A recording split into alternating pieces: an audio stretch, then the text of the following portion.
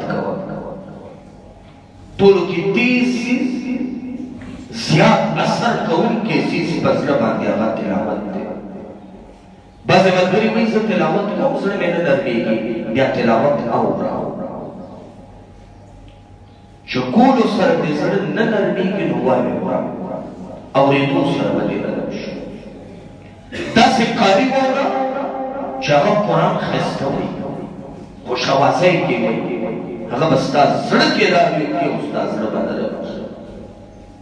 بهترین کاریان شته او تاسو سره انټرنیټ د هغې په واسطه مشهور کاري دې وخت کې په عالم اسلام او په ټوله دنیا کې راج کوي. عجب اواز دی، هغه سرچ کړم مې دی محمود شهاد.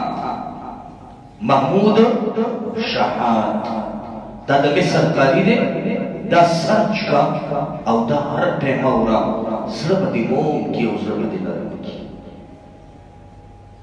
دا بهترین نورم په زرګونو لکونو کاریان دي او الله دې نورم زیات کړي، خو دې وخت کې دا راج کوونکی کاري د ده تلاوت اورم. تلاوت چې اوري زړه به دې نرم شي، چې نرم شو بیا چې خپل هم تلاوت کوې سترګونه به دې مخکې